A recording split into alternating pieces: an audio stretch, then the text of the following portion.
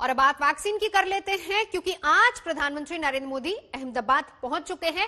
वहां पर वैक्सीन जिस तरीके से तैयार की जा रही है उसको परखेंगे, जायजा लेंगे, वैज्ञानिकों से बातचीत करेंगे।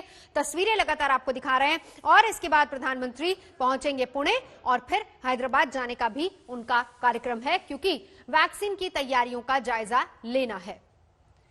इस बीच बहुत अहम सवाल जो खुद प्रधानमंत्री कह चुके हैं, नेशनल कमिटमेंट, वैक्सीन वैज्ञानिकों की कसौटी पर कितनी खरी उतरती है उसको लेकर खुद प्रधानमंत्री बातचीत करेंगे।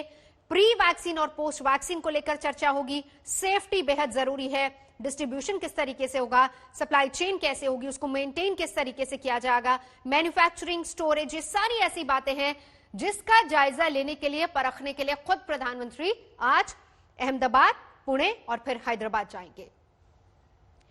दो खास मेहमान हमारे साथ जुड़ चुके हैं। डॉक्टर राहुल भार्गव हैं, डॉक्टर रवि मलिक हैं। डॉक्टर राहुल, पहले आप ही के पास आना चाहूंगी, क्योंकि बहुत जरूरी होगा। कहा यह जा रहा है 2021 की पहली तिमाही में वैक्सीन आ जाएगी। अगर हम ये मान लें कि 2021 की पहली तिमाही तक वैक्सीन आएगी, बहुत जरूरी ये भी होगा देखना कि वो किस तरीके से लोगों तक पहुंचेगी। प्लानिंग किस तरह की है? डेफिनेटली क्योंकि सबसे ज्यादा जरूरी इस बात को समझना है कि वैक्सीन की एफिकेसी क्या है, वैक्सीन कौन सी वाली वैक्सीन कितनी डोजेज में, कितने स्टोरेज फॉर्म पे हो सकती है। अगर हम एक जायजा लें, जैसे फाइजर की वैक्सीन -80 डिग्री की जरूरत है, स्पुतनिक वैक्सीन जो डॉक्टर रेड्डीज के साथ डेवलप हो रही है उसके लिए -18 की जरूरत है। एस्ट्राजेनेका की वैक्सीन जो है वो 2 से 8 डिग्री के बीच में रखनी है। यही एक बहुत बड़ा चैलेंज है आफ्टर एफिकेसी कि लास्ट माइल तक कैसे पहुंचाया जाएगा।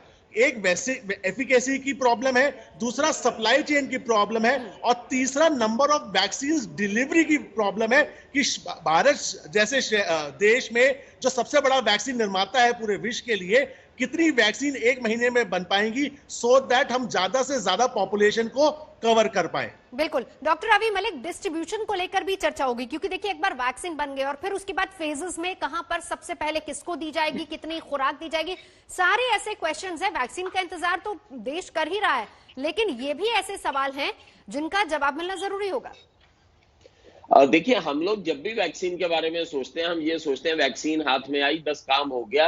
130 करोड़ यानी 1300 मिलियन लोगों को वैक्सीनेट करते करते अगर हमारी सारी डिस्ट्रीब्यूशन चैनल्स भी सब ठीक है, मास मैन्युफैक्चरिंग भी इन प्लेस है, उसको तब भी वैक्सीनेट करते करते कम से कम 1 से 2 साल लगेंगे, क्योंकि 1300 मिलियन की पॉपुलेशन तक वैक्सीन पहुंचाना, डिस्ट्रीब्यूट करना, उनको वैक्सीन देना कोई सिंपल चीज नहीं है। और आज पीएम मोदी का ये बहुत बड़ा, बहुत अच्छा स्टेप है, जिसमें कि वो ये देखना चाहेंगे क्या चैलेंजेस आ रहे हैं मैन्युफैक्चरिंग में। पहले तो मैन्युफैक्चरिंग फास्ट हो और फटाफट से हमारे को वैक्सीन हाथ में आए। क्या चैलेंजेस आ रहे हैं उसकी डेवलपमेंट के लिए, या क्या चैलेंजेस और क्या स्ट्रेटजी बनानी चाहिए। तो ये एक बहुत बड़ा एक तरह से आग पर घी का काम करेगा, जिसमें कि पीएम मोदी खुद पर्सपेक्टिव लेंगे तो शायद ये प्रोसेस और ज्यादा तेज हो जाए।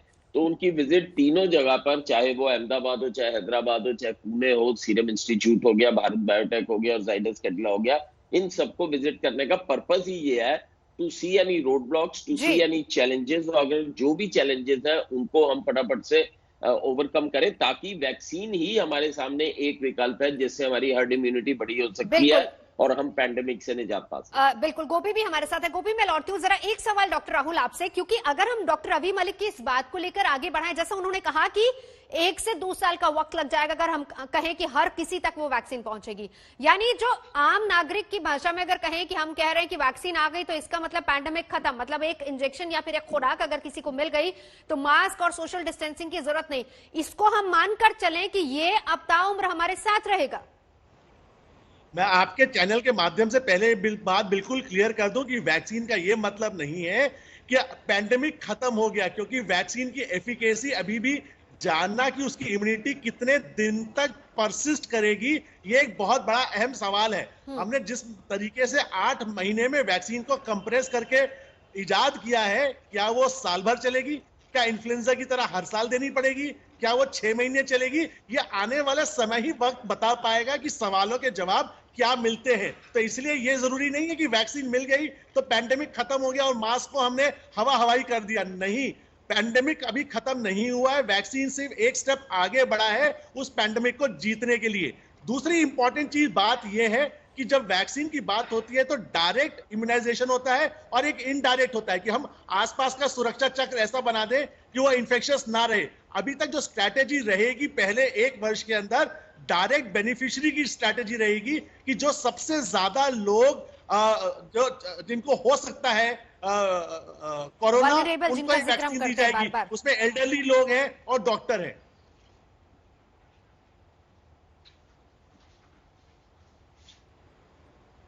जी, डॉक्टर रवि मलिक भी हमारे साथ जुड़े हैं। डॉक्टर साहब, एक और बड़ी बात जो प्री और पोस्ट वैक्सीन का भी जिक्र हो रहा हो वो भी समझे, क्योंकि इस पर भी विचार हो रहा है कि ऐसा भी हो सकता है, जैसे गोपी भी हमारे साथ है। गोपी, आपके पास लौटूंगी, प्री एंड पोस्ट वैक्सीन।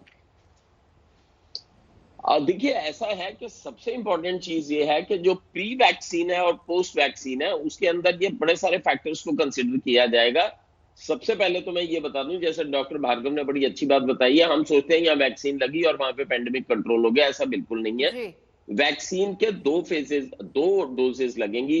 हो सकता है वो 4 हफ्ते के अपार्ट हो सकता है 6 हफ्ते अपार्ट हो। वो 2 डोज लगने के बाद में फिर उसके बाद हमें पीरियड देना पड़ेगा 2-1 महीने का, ताकि इम्यूनिटी पूरी डेवलप हो, तब कहीं जाके इम्यूनिटी डेवलप होगी। यानी कि अगर आज भी किसी को हम वैक्सीन लगाना शुरू करते हैं तो ऐसा नहीं है कि इम्यूनिटी कल से डेवलप हो जाएगी। तो ये एक फेज चलेगा जिसको कि बड़ा इंपॉर्टेंट फेज है। दूसरा ये है कि एक हमारे को और अभी आगे देखना है कि पोस्ट वैक्सीन क्या होने वाला है। पोस्ट वैक्सीन 2-3 चीजें होने वाली है, जैसे कि सपोजिंगली आपने 1 साल के अंदर आपने वैक्सीन दे दी और उसके बाद में पता चला कि वैक्सीन तो आपको हर साल रिपीट करनी पड़ेगी, जैसे फ्लू की वैक्सीन को रिपीट करना है। तो अभी तो हम बात कर रहे हैं 130 करोड़ लोगों को वैक्सीन देने की, उसके बाद हो जाएगा 260 करोड़ लोग, यानी साल के बाद आपको दोबारा से वैक्सीन देनी है, नहीं तो उसका इफेक्ट चला जाएगा। तो ये सारे फैक्टर्स भी देखने बड़े जरूरी हैं। चैलेंजेस वैक्सीन से इतने इजी नहीं है, बहुत सारे फैक्टर्स की जरूरत है। मास्क, जहां तक मास्क का तल्लक है, मैं तो ये कहूंगा मास्क एक जीवन शैली बन जानी चाहिए। एक बार को अगर ये पेंडेमिक चला भी जाता है तो तमाम तरह की रेस्पिरेटरी इन्फेक्शंस, ट्यूबरकुलोसिस है, फ्लू है, इन्फ्लुएंजा है, बहुत सारी ऐसी चीजें हैं जो कि इसी तरह रेस्पिरेटरी रूट से होती हैं। तो मास्क का तो हमारे को बिल्कुल इस्तेमाल अभी लंबे टाइम तक करना पड़ेगा। और ये पेंडेमिक्स ऐसा नहीं है एकदम चले जाएंगे, स्मोल्डर करते रहेंगे। आप वैक्सीन भी ले आएंगे, हर्ड इम्यूनिटी भी 60 से 70% हो जाएगी उसके बाद भी। सबसे बड़ी चीज है efficacy of vaccine and temperature of vaccine. अगर वैक्सीन ही -70 डिग्री टेम्परेचर है, -70 डिग्री टेम्परेचर हमारे रेफ्रिजरेटर के फ्रीजर से भी ज्यादा ठंडा होता है। अब दूर दराज के इलाकों में इस तरह से पहुंचाना बड़ा मुश्किल है। तो ये कुछ चैलेंजेस हैं, शायद जिसको पीएम मोदी भी आज थोड़ा एड्रेस करेंगे। ये कुछ चैलेंजेस हैं। डॉक्टर रवि मलिक, डॉक्टर राहुल भार्गव, बहुत बहुत शुक्रिया।